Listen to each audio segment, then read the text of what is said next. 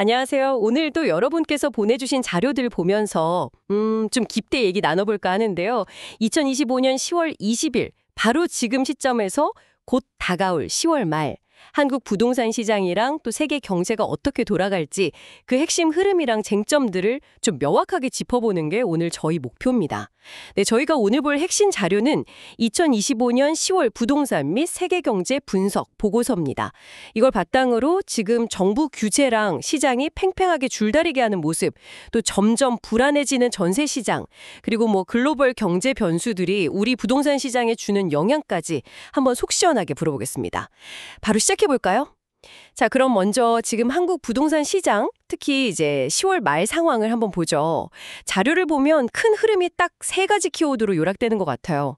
정부의 강력한 규제 카드 나왔고, 근데 또 수도권은 가격 상승 압력이 여전하고, 그러면서 수도권이랑 지방 격차가 더 벌어지고, 이 세 가지가 진짜 복잡하게 얽혀 있네요. 네, 맞습니다. 그 복잡성의 딱 중심에 최근 발표된 정책이 있는 거죠. 바로 10월 15일에 나온 주택시장 안정화 대책. 이게 시장에 던진 파장이 상당히 큽니다. 서울 전역을 그냥 다 규제 지역으로 묶어버렸고, 특히 고가주택 대출은 문턱을 확 높였어요. 구체적으로 보면 15억 넘는 집은 주담대 한도가 최대 4억. 4억이요? 와우. 네. 그리고 25억 넘으면 2억까지로 줄었으니까요. 이게 16일부터 바로 시행됐거든요. 그러면서 수도권, 특히 서울은 거래가 정말 뚝 끊기고 일단 지켜보자 이런 분위기가 아주 강해졌습니다. 와, 15억 넘는 집 대출 한도가 4억이라니.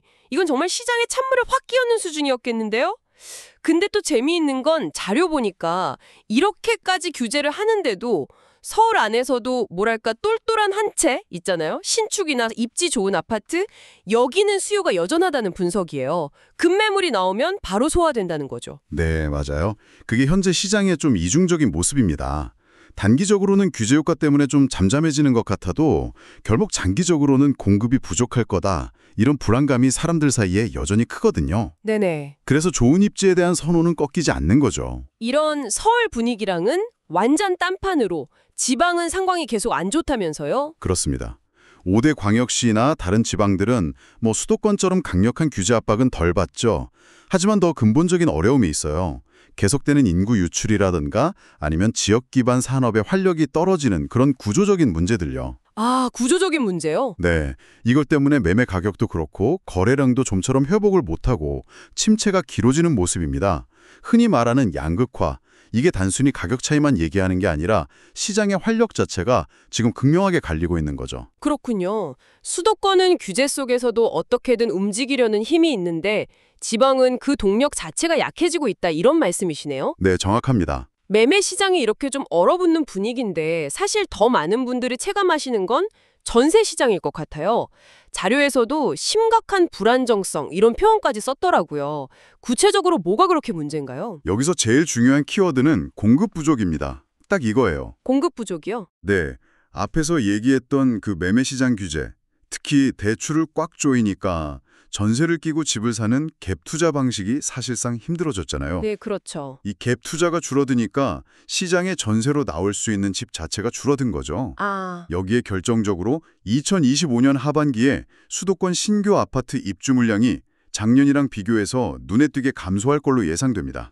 이 두 가지, 그러니까 정책적인 요인이랑 수급 요인이 딱 맞물리면서 전세 공급 절벽 현상이 나타나고 있는 거예요. 이게 전세 가격을 계속 불안하게 만드는 주범입니다. 그렇군요. 그러니까 갭 투자는 막혔지. 새로 들어오는 아파트 물량도 줄었지. 이러니 전세 매물 자체가 그냥 씨가 마르고 있다는 거네요. 전세 대출 규제가 일부 강화됐다고는 해도 당장 살 집 구하는 실수요자 입장에서는 선택지가 없으니까 가격 협상도 어렵고 결국 부담만 커지는 악순환이네요, 정말. 네, 바로 그 점입니다. 분양시장도 좀 비슷한 맥락에서 볼 수 있어요. 하반기에 예정된 분양 물량 자체는 상반기보다는 많아질 걸로 계획은 돼 있거든요. 아, 그래요? 네. 근데 워낙 지금 금융 규제가 깐깐해지다 보니까 건설사들이 실제 분양 일정을 잡는데 굉장히 신중해지고 있어요. 그래서 일정이 좀 밀리거나 조정될 가능성이 꽤 높습니다. 그리고 여기서 또 나타나는 흥미로운 현상이 바로 옥석 가르기 심화입니다. 아, 옥석 가르기. 말 그대로 좋은 건 확실히 골라내고 좀 애매한 건 외면한다 이거군요. 맞습니다. 그러니까 뭐 교통 좋고 학교 가깝고 브랜드 있고 이런 소위 A급 입지의 수도권 신축 아파트는 분양가가 좀 비싸도 여전히 경쟁이 치열할 텐데 그 외곽이거나 주변 인프라가 좀 부족하거나 아니면 분양가가 너무 비싸다 싶은 곳들 이런 데는 미분양 걱정이 커지고 있다는 거네요. 네, 그렇죠. 시장이 점점 더 까다로워지고 선택적으로 집중하는 경향이 강해지고 있습니다. 자, 그럼 이제 국내 시장 얘기는 잠시 접어두고 시야를 좀 넓혀서요. 세계 경제라는 더 큰 그림을 보죠. 글로벌 상황이 우리 부동산 시장에 미치는 영향도 절대 무시 못하잖아요. 자료에서는 크게 세 가지 글로벌 변수를 딱 짚고 있습니다. 첫째는 미국 비롯한 주요국들의 금리 인하 시점과 폭에 대한 불확실성. 둘째는 점점 더 심해지는 미중 패권 다툼. 그리고 마지막은 전 세계적인 저성장 흐름. 이 세 가지가 국내 부동산 시장에는 어떤 식으로 영향을 주고 있나요? 역시 뭐니 해도 가장 직접적이고 강력한 변수는 금리죠. 지금 인플레이션이 잡힐 듯 안 잡히면서 미국 연준이나 유럽 중앙은행, ECB 같은 주요국 중앙은행들이 금리 인하에 굉장히 신중한 태도를 보이고 있습니다. 뭐랄까, 언제 얼마나 내릴 거냐, 여기에 대한 시장 기대하고 실제 중앙은행들 움직임 사이에 계속 좀 간극이 있는 거죠. 이 불확실성이 계속되고 있어요. 그런 글로벌 금리 환경이 우리나라에는 구체적으로 어떤 영향을 주나요? 한국은행 결정에도 영향을 줄 거고 결국 우리 대출 금리에도 바로 연결될 텐데요. 장악합니다. 한국은행 입장에서는 가뜩이나 지금 국내 부동산 시장이 불안하니까 이걸 고려 안 할 수가 없어요. 섣불리 금리를 내렸다가 자칫 부동산 시장으로 돈이 다시 확 쏠리는 걸 경계하는 거죠. 네. 그런데 미국 같은 주요국이 금리 인하를 계속 늦추면 우리만 먼저 막 공격적으로 내리기도 좀 부담스럽거든요.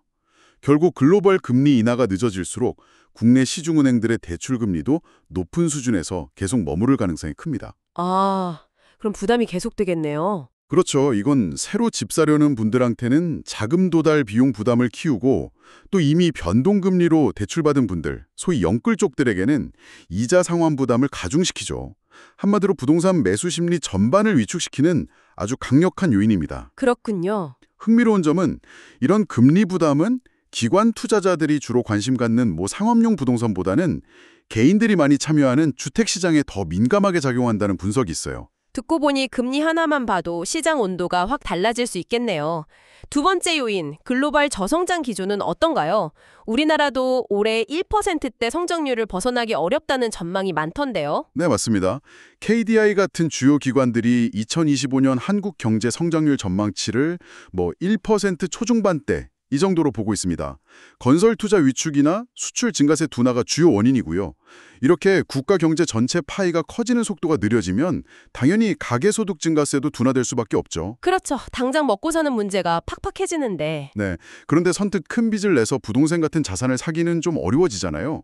그러니까 경제 저성장은 부동산 가치가 계속 오를 거라는 기대 심리를 약화시키고 전반적인 자산 시장의 상승 동력을 좀 떨어뜨리는 그런 효과가 있습니다. 결국 저성장이라는 거시 경제 환경 자체가 부동산 시장, 특히 가격 상승에 대한 기대를 낮추고 아까 얘기했던 지방 부동산 시장 침체를 더 길고 깊게 만드는 그런 배경이 된다는 거군요. 네, 그렇게 볼 수 있습니다.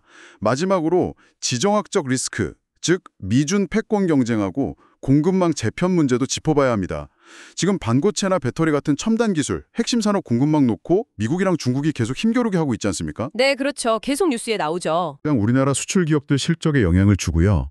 투자나 소비 심리에도 좀 찬물을 끼얹을 수 있습니다. 또 다른 측면에서는 미국의 금리 인하가 불투명해지면서 달러 가치가 계속 강세를 보이거나 원달러 환율 변동성이 커지면 외국인 투자자들이 국내 주식이나 채권 시장에서 자금을 빼갈 위험도 있거든요. 자금 유출 가능성. 네, 금융시장이 불안정해지면 이게 또 간접적으로 부동산 시장의 투자 심리에도 부정적인 영향을 미칠 수 있다. 이 점도 고려해야 합니다.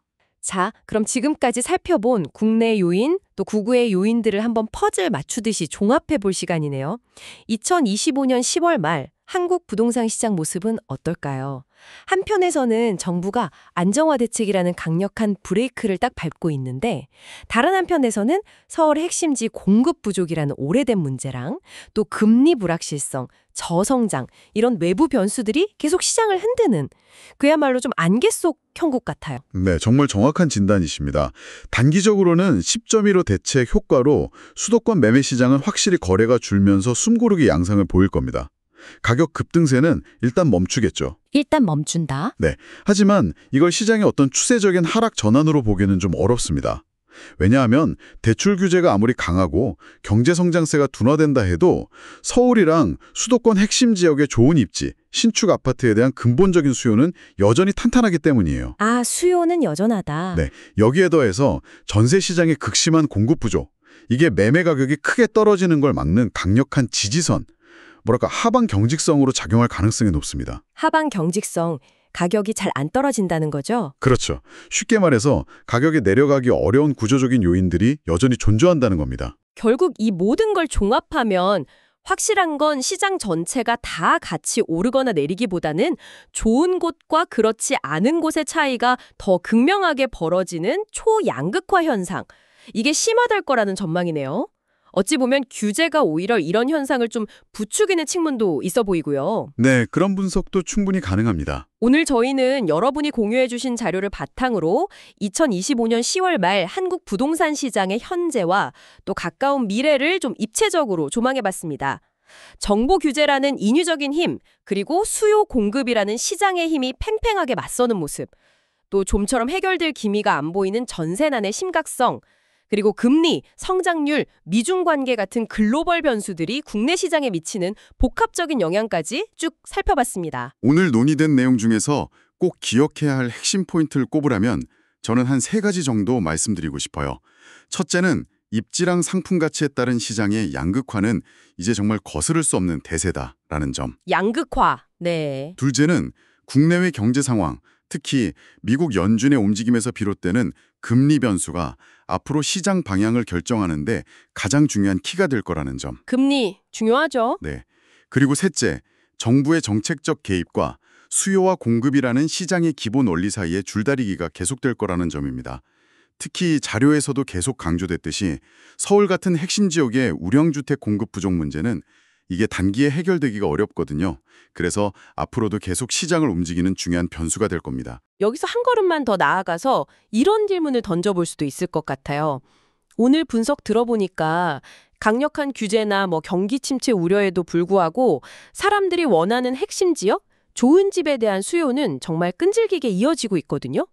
그렇다면 현재의 이런 규제 일변도 정책을 넘어서서 앞으로 한 1년 정도의 시간 안에 시장 참여자들이 좀 체감할 수 있는 수준으로 이 공급 부족 문제나 높은 가격 부담 문제를 완화하기 위해서 어떤 좀 더 기발하거나 근본적인 해법 아니면 정책적인 상상력이 등장할 수 있을까요?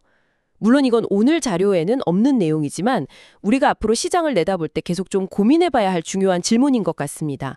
오늘 저희가 깊게 파헤쳐본 내용들이 현재 부동산 시장의 이런 복잡한 맥락을 이해하시는데 조금이나마 도움이 되셨기를 바랍니다.